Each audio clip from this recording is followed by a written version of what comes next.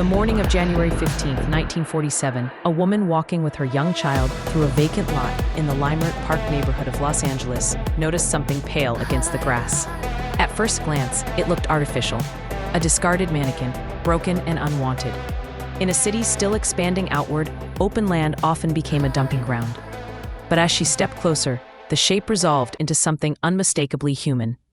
The body was arranged deliberately. It had been cut cleanly in two at the waist.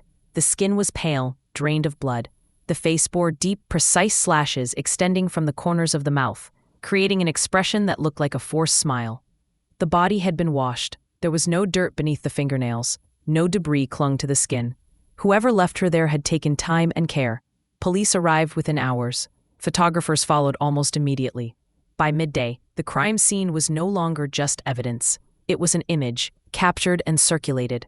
Newspapers rushed to frame the discovery not simply as a homicide, but as a spectacle. The victim was still unidentified, yet the narrative was already forming around her. The medical examiner documented extensive injuries. There were signs of restraint. Bruising and internal damage indicated prolonged violence before death. The bisection of the body showed precision and anatomical knowledge. The cuts were deliberate, not frantic. This was not a killing driven by panic. It required planning, privacy, and control. The victim was 22 years old. Her name was Elizabeth Short. Within days, the press gave her a name she never used in life.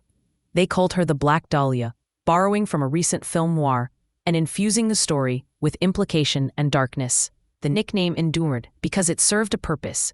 It turned a murdered woman into a character, something symbolic, something marketable. From the very beginning, the investigation struggled under the weight of publicity. Access to the crime scene had not been tightly controlled. Evidence handling was uneven.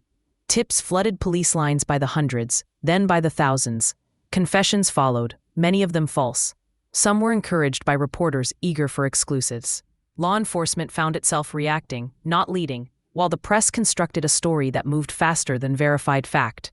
What was known in those early days was limited. The body had been transported after death. The location had been chosen for visibility. The killer wanted the body found quickly. There were no identifying documents, no purse, no shoes. Elizabeth Short was eventually identified through fingerprints sent to the Federal Bureau of Investigation, matched against military records connected to her father. Even that process took time. What was not known was far greater. Where she had been staying, who she had last been with, how she spent her final days. The gaps were wide, and speculation rushed in to fill them. Los Angeles in 1947 was a city primed for this kind of crime. It was growing rapidly, filled with veterans, transients, aspiring actors, and people living on the margins. Housing was scarce. Policing was fragmented. Corruption was entrenched. The distance between the city's image and its reality was already vast. Hollywood sold dreams. The city buried its dead. The murder of Elizabeth Short quickly became more than a case. It became a mirror. Moralists saw a warning. Sensationalists saw a puzzle. Police felt pressure. The killer saw attention. This chapter is not about theories. It is not about suspects. It is about the moment the crime entered the world. And how quickly control of the story slipped away. Before books, before documentaries, before named villains, there was a body placed carefully in the open, and a city that could not look away. Everything that follows begins here. This is AI True Crime, and today, we're beginning our 6-part series on Los Angeles's most famous unsolved murder, the Black Dahlia. Chapter 2, The Discovery of Elizabeth Short's Body did not unfold in isolation. Within hours, it was absorbed into a system that thrived on visibility. Los Angeles newspapers moved fast, competing not just to report the crime, but to define it. By the end of the first day, details were already being exaggerated, reframed, and stripped of context. Accuracy mattered less than impact. Police initially attempted to control the flow of information, but they were overwhelmed almost immediately. The Los Angeles Police Department was not structured for a case of this scale. There was no unified command. Jurisdictional boundaries overlapped. Communication between divisions was inconsistent. Meanwhile, reporters cultivated sources inside the department, some eager for attention, others for leverage. By January 16th, the case had a nickname, the Black Dahlia. It appeared in headlines before Elizabeth Short's family had even been formally notified. The name carried connotations that would shape public perception for decades. It suggested mystery, sexuality, and moral transgression. It framed the victim before the facts could. That framing mattered. Once the press settled on a narrative, it influenced everything that followed. Tips began arriving, shaped by headlines rather than evidence. Witnesses came forward with memories that shifted under questioning. Some genuinely believed they had seen something relevant. Others wanted proximity to notoriety. A few wanted to insert themselves into history. The LAPD received dozens of confessions within the first weeks. Most were quickly dismissed. Some were clearly delusional. Others were attempts at misdirection. Sorting through them consumed time and manpower. Each false lead pulled resources away from verifiable work. Evidence collection in the early phase was uneven. The crime scene had been photographed extensively, but contamination was unavoidable. Footprints in the lot were trampled. Curious onlookers wandered close. Items that might have mattered later were not preserved with modern standards in mind. This was not negligence unique to this case. It was how policing worked in the 1940s. The consequences here were severe. The autopsy report became another site of distortion. Medical findings were selectively quoted in the press, stripped of nuance, and often sensationalized. Details of injury were repeated without explanation, fueling lurid speculation. Violence became a spectacle, and the victim's body was treated as proof of something symbolic rather than the result of a specific criminal act. At the same time, police attempted to reconstruct Elizabeth Short's final movements. This proved difficult almost immediately. She had no permanent address in Los Angeles. She moved between hotels, friends' couches, and short-term accommodations. Many people who knew her knew only fragments of her life. Some provided contradictory accounts. Others withheld information, fearing scrutiny. The absence of a clear timeline created a vacuum. In that vacuum, theories multiplied. The killer was imagined as a surgeon, then a doctor, then a butcher, then an artist. Each interpretation said more about the observer than the evidence. What became clear early on was that the killer wanted attention. The body was placed in an open lot, fully visible from the street. It was arranged. It was meant to be discovered. This was not concealment. It was display. The city itself was tuned into an audience. That realization changed the stakes. The murder was no longer just about who committed the act, but about how the act functioned in public space. It raised questions police were not equipped to answer. Was this a crime meant to communicate something? Was it meant to provoke fear? Was it meant to mock the system chasing it? As days passed, the investigation grew louder and less focused. Pressure mounted from city officials and the public. Every failure became a headline. Every rumor became a lead. The case began to drift, not because no one cared, but because too many voices were shouting at once. By the end of the first week, Elizabeth Short's murder had already begun to slip out of reach, not because there were no clues, but because the environment surrounding the case had become hostile to clarity. Facts were drowned out by noise. The story had taken on a life of its own. And once that happened, it was never just a murder again.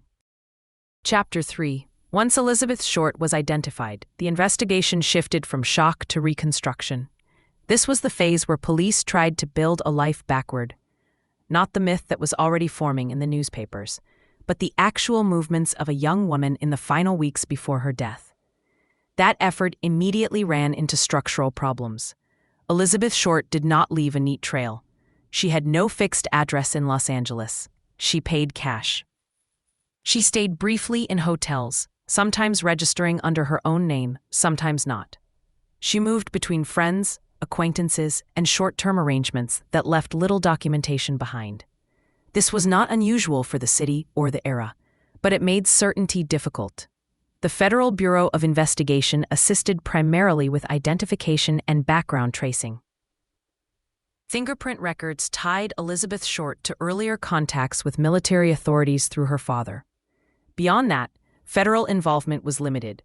This was a local homicide, and the responsibility remained with the Los Angeles Police Department. Police interviews painted a fragmented picture. Different witnesses described different versions of Elizabeth Short.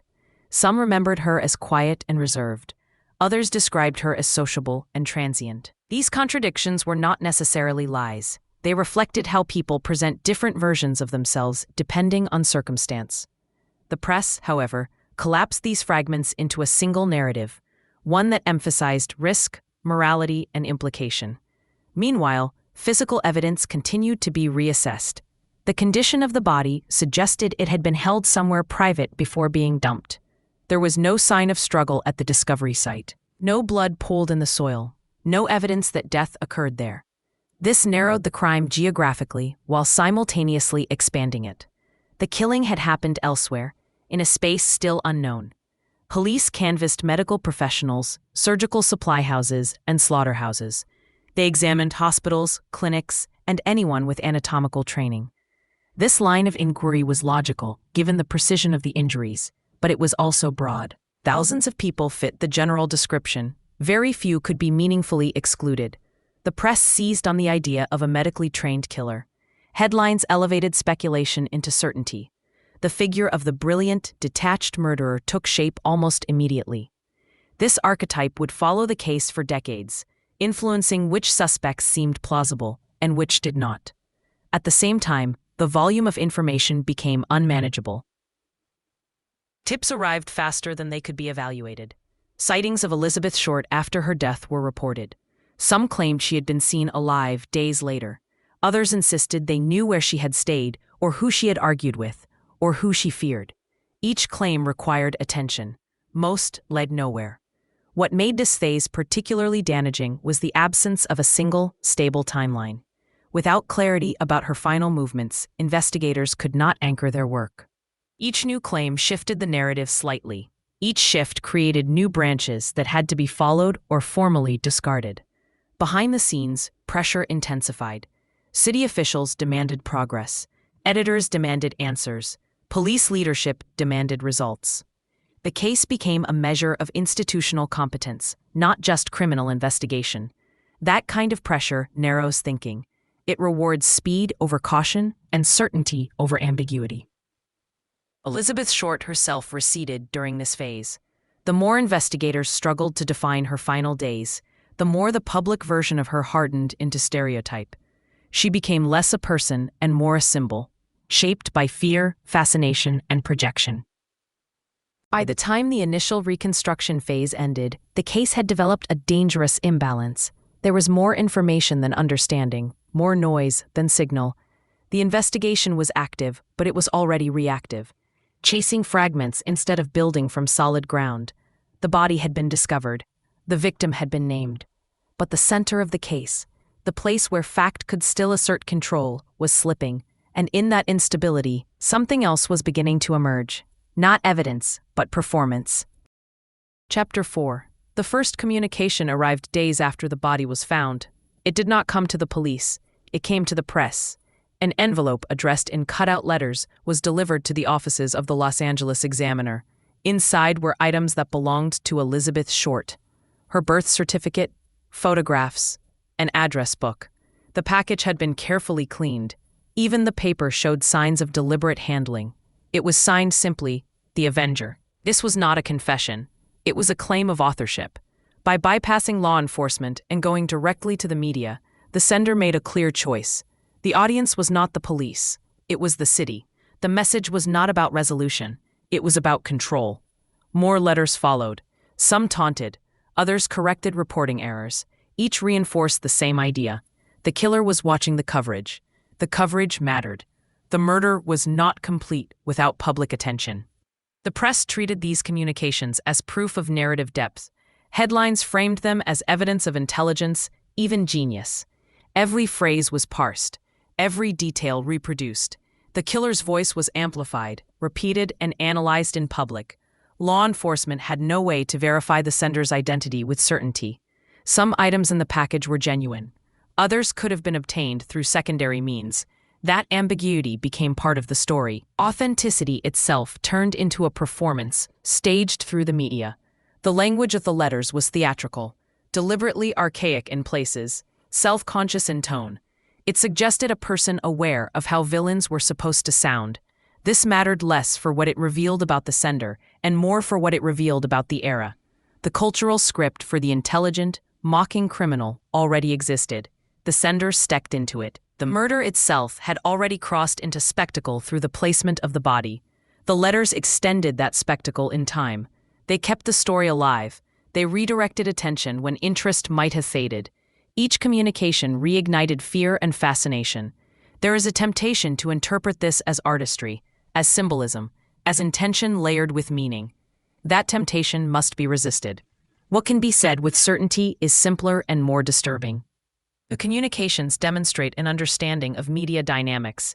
They show that the sender understood how to manipulate attention. This was not unique to this case, but it was unusually effective. Los Angeles in 1947 was a city obsessed with image. Newspapers thrived on sensation. Radio amplified rumor. The killer's actions exploited these systems without needing to control them directly. The effect on the investigation was corrosive. Each letter forced police to divert resources: handwriting analysis, paper tracing, ink sourcing, delivery routes. Each possibility expanded the field while narrowing nothing. Meanwhile, the public narrative hardened around the idea of a mastermind, even as the actual trail grew colder. Elizabeth Short disappeared almost entirely in this phase. Her possessions became props. Her name became a headline. Her body became an image replayed endlessly. The focus shifted away from the violence done to her and toward the personality constructed around the crime. This was the moment when the case changed character. It stopped being solely a homicide investigation and became something else: a story told in installments, a performance unfolding in public, a contest between institutions and attention. The letters did not bring answers. They did not clarify motive. They did not narrow suspects. What they did was ensure that the crime would never be allowed to fade quietly, and in doing so, they guaranteed that the Black Dahlia would never belong to the past. Chapter 5. By the final week of January 1947, the Black Dahlia investigation had entered a phase that law enforcement rarely discussed openly, but understood instinctively.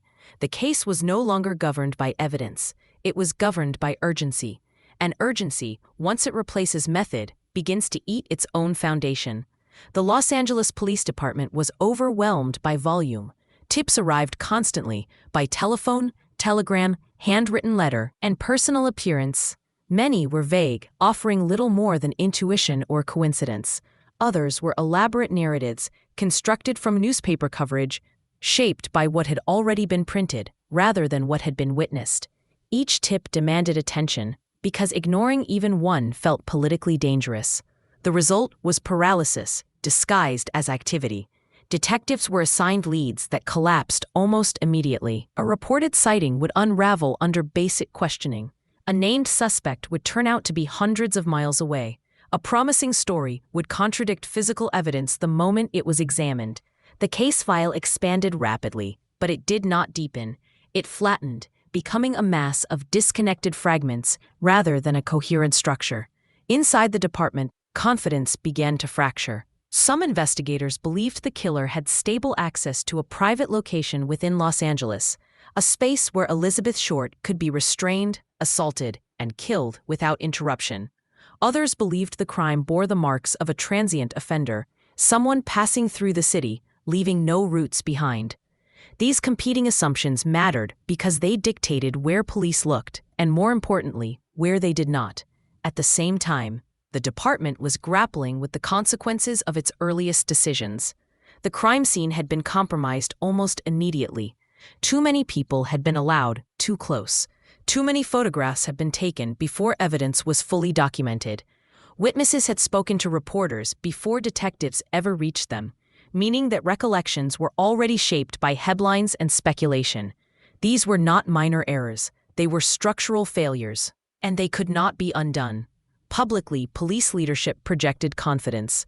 Press statements spoke of progress, cooperation, and imminent breakthroughs. Privately, investigators understood they were losing control of the narrative, and with it, control of the investigation. Each public declaration narrowed future options. Each claim of certainty made doubt politically unacceptable. The case began to move not in response to discovery, but in response to expectation. This was also the moment when Elizabeth Short herself nearly vanished from the investigation. She remained present as a name and an image, but not as a person. The work of reconstructing her movements, her relationships, and the precariousness of her daily life was overshadowed by the demand for a suspect. The focus shifted away from understanding how she became vulnerable and toward identifying someone who could plausibly be blamed. That shift altered how suspects were evaluated.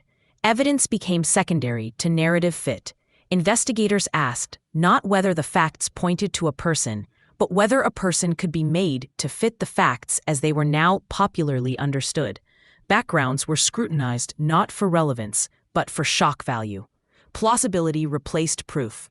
As the days passed without resolution, exhaustion set in. Detectives worked long hours, chasing leads that led nowhere, revisiting theories already disproven, re-interviewing witnesses whose memories had grown less reliable with each retelling. Momentum became the goal. Activity became the metric of success. By the end of January, the Black Dahlia case was still active, still consuming resources, still dominating headlines. But something essential had been lost. The ability to pause, the ability to admit uncertainty, the discipline required to let evidence lead rather than follow. The murder had not grown clearer with time. It had grown louder, more distorted, more encased in expectation and fear. And once an investigation begins responding to noise instead of fact, the path back to truth becomes almost impossible to find. Chapter 6. Away from the press conferences and headlines, the physical reality of Elizabeth Short's death forced investigators to confront something far more disturbing than spectacle. The evidence did not describe a sudden act of violence, it described duration. The autopsy revealed a pattern of injuries that could not be explained by a single burst of rage. Ligature marks on her wrists and ankles showed repeated restraint. The marks were uneven, indicating bindings that had been tightened, loosened, and reapplied. This was not functional restraint meant only to prevent escape. It was sustained control. Someone had taken the time to bind her, leave her bound, return, and bind her again. Bruising across her body showed clear evidence of blunt force trauma inflicted while she was still alive. These were not injuries caused by a fall or a struggle at the moment of death. Some bruises had begun to swell, indicating they occurred hours before she died. Others showed no swelling at all, meaning they were inflicted after death. The violence was layered. It evolved over time. There were no defensive wounds on her hands or forearms. This absence was as important as any visible injury. It meant Elizabeth Short was not fighting back, not because she chose not to, but because she could not. Her arms were restrained early. Whatever happened to her unfolded while she was helpless to resist. The facial mutilation was precise and intentional. The cuts extending from the corners of her mouth were clean, symmetrical, and deep. They were not the result of wild slashing. They were made carefully, with control, and they transformed her expression into something grotesque and permanent. This was not violence meant only to kill. It was violence meant to alter, to mark, to display. The bisection of the body was even more revealing. The cut was made cleanly between vertebrae, separating the upper and lower halves without crushing bone. This is not something accomplished by chance. It requires anatomical knowledge and confidence. The person who did this knew where to cut and how much force to apply. There was no hesitation in the incision. Equally disturbing was what was missing. There was almost no blood at the discovery site. Given the extent of the injuries, the amount of blood loss would have been extreme. The absence of blood meant the body had been drained elsewhere. It had been cleaned. This required time, water, and privacy. Someone had access to a space where they could wash a body thoroughly, without interruption or suspicion. This detail alone changed the nature of the crime. The murder did not happen in the open. It happened in a controlled environment, a room, a building, a place where noise, movement, and cleanup would not raise alarms. The killer was not improvising. He was operating somewhere he felt safe. Investigators understood what this implied. The killer was not a stranger to enclosed spaces. He was not afraid of proximity. He was not rushing. He was comfortable enough to remain with the body for an extended period of time. That level of comfort suggested familiarity with violence, or at least familiarity with not being interrupted while committing it. The forensic findings stripped away romanticized notions of madness or frenzy. This was not chaos. It was method. The suffering inflicted on Elizabeth Short was not incidental to the crime. It was the crime. These details were known to police early, but they were not emphasized publicly. The press focused on shock value. The reality was quieter and far worse. This was prolonged domination carried out in isolation, somewhere in Los Angeles, while the city went about its business unaware. The question investigators could not answer was the most frightening one. If this could happen to her, behind closed doors, unnoticed, then how many people had passed through that space without ever knowing what had occurred there, and whether the killer had already learned that he could do it again. Chapter 7. By early February 1947, the Black Dahlia investigation had settled into a grim and unfamiliar rhythm. It was still active, still funded, still staffed, yet no longer driven by belief. Detectives continued to chase leads because they were expected to, not because they believed resolution was imminent. The case had crossed an invisible threshold. It had become something to manage rather than solve. One of the most damaging forces at work during this period was the slow degradation of evidence. This was not a single failure, but an accumulation of small procedural weaknesses that compounded over time. Items possibly connected to Elizabeth Short surfaced late, sometimes weeks after her death, sometimes delivered anonymously, sometimes discovered in locations already contaminated by public access. Clothing believed to be hers was recovered in scattered places. But definitive linkage was elusive, documentation was incomplete, handling was inconsistent. By the time some items reached investigators, their evidentiary value had already eroded beyond usefulness. Witness testimony followed a similar trajectory. In the days immediately after the murder, recollections had been fragmentary but relatively unshaped. As weeks passed, those same memories hardened, not through clarity but through repetition. Witnesses absorbed details from newspapers and radio broadcasts, then unknowingly folded those details into their own accounts. Investigators were left trying to separate original perception from borrowed narrative, a task that grew more difficult with every retelling. False confessions continued to arrive. Some were brief and incoherent. Others were disturbingly detailed, constructed from publicly available information and presented with confidence. Each confession required attention. Each demanded verification. Each pulled resources away from lines of inquiry grounded in physical evidence. None brought investigators closer to the truth. Internally, exhaustion took hold. Detectives worked long hours under constant scrutiny, aware that every decision might be dissected in print the following morning. The pressure was not merely to find the killer, but to appear competent in the face of failure.